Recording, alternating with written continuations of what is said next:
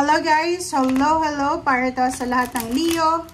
Leo, welcome dito sa aking channel, Kapalaran 888. Tingnan natin Leo kung ano ang message, vibration, gabay energy para sa iyong lahat. So I hope na makuha mo yung energy.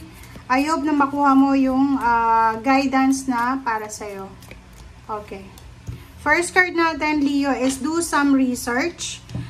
Sinasabi ng barahan na you need more information about the situation. Look into it further before proceeding. So, Leo, if you need something or if you need someone or if you want to try something new, diba?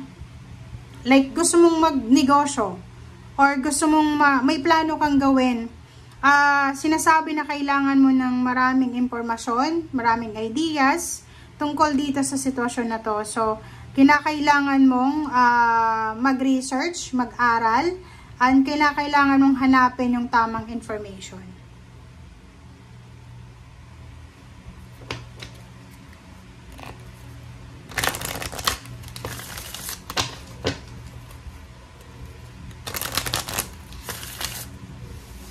Okay. Oops, sorry. Okay, waves of prosperity and break free.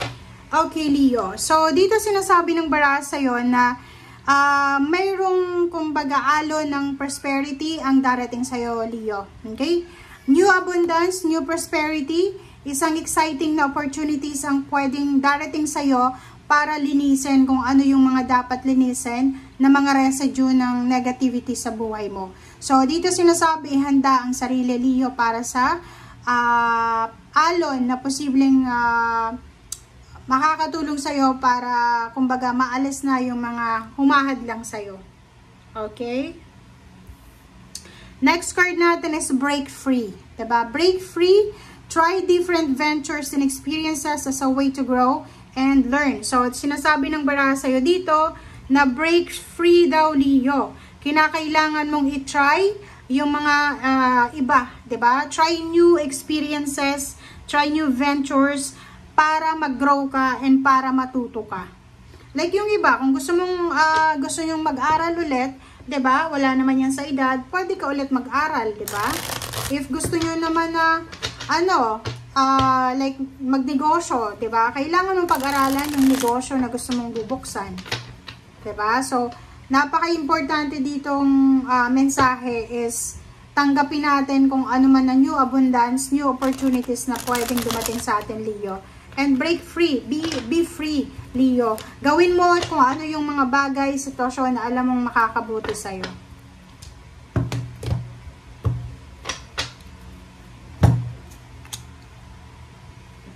Okay. 5 of Cups, 8 of Swords,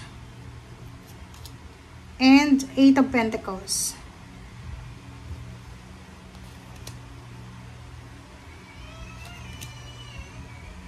Okay. So, the 5 of Cups, sinasabi ng baraha sa'yo, Leo, na huwag mong sasayangin yung pagkakataon. Huwag nating sasayangin yung oras, huwag nating sasayangin yung energy, yung momentum, huwag nating sasayangin yung pera, huwag nating sasayangin yung panahon. Okay? Meron kang mga pinagdadaanan na kahit sabihin natin na yung ibang Leo ay successful na, but may ibang Leo na meron silang pinagdadaanan ng mga stagnation. Mayroon pa rin na stagnant sa buhay nila. And yung 8 of Swords dito, sinasabi ng baraha na isang stagnant na situation, lalo na sa trabaho, ang posibleng pinagdadaanan mo. Like for example, may Leo na ang tagal niya na sa company or sa trabaho niya pero never pa siyang na-promote. May ibang Leo na sobrang tagal niya nang nagbe-business pero wala pa rin improvement sa business niya. Yung iba naman na Leo, ang tagal ng unemployed pero wala pa rin nahahanap na trabaho. So maraming uncertainties na pwedeng nangyayari sa inyo. But for this week, okay, sinasabi ng baraha sa iyo na isa sa mga rason kung bakit ka magiging masaya, isa sa mga rason kung bakit aapo yung cups mo is because meron sa inyo na good news about job, new job. Yun nga, new abundance is coming. So, sinasabi pwedeng may job offer sa mga unemployed, dun sa may mga business, pwedeng may maisip kang bagong business idea na pwedeng mag-prosper or mag-transform sa buhay mo or makatulong sa'yo para mag-transform ka financially. Yung iba naman sa inyo, yung mga nasa company na ang tagal ng promotion or salary increase, ay posibleng may development na. And dahil dyan sa financial news na yan, dahil sa trabahong yan, dahil sa promotion na yan, posibleng yan yung wishes mo. Yan yung emotional wishes mo. Diba? Lahat naman tayo, meron tayong mga wini-wish sa ating buhay. Okay? So, sinasabi ng baraha dyan na yung financial blessing na to na darating sa atin ay siyang wishes nyo pala na pwedeng makatulong sa inyo para maging masaya kayo and the rest ng family mo. Diba, Leo? Ace of Swords and then Two of Swords.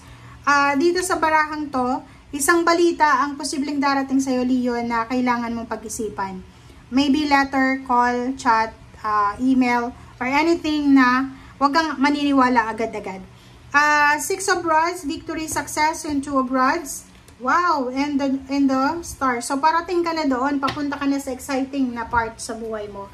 Eto yun, Six of Rods. May victory and success. So, yun, eto siya, diba? Kasasabi ko lang sa'yo, Leo. So, yun. May incoming promotion, salary increase, homecoming, like for example,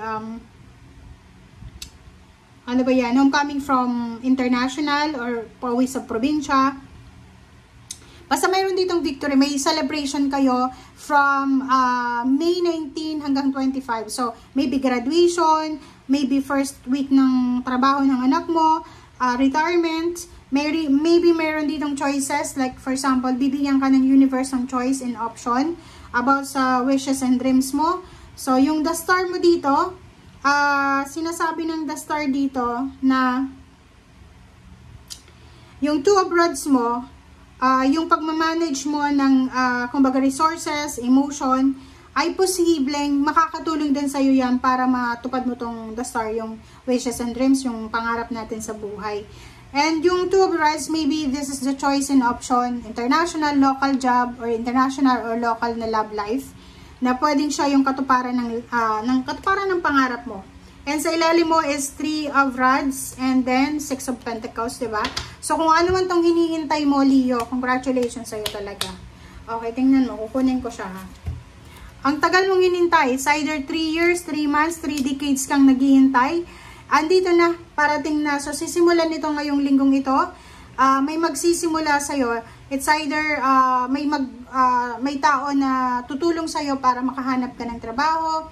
May taong tutulong sa'yo para ma-promote ka sa trabaho. May taong tutulong sa'yo para makapag-abroad ka. May taong tutulong sa'yo para, kumbaga, mag-level up yung kung ano man ang financial na situation mo sa ngayon. Okay? Thank you guys. Bye!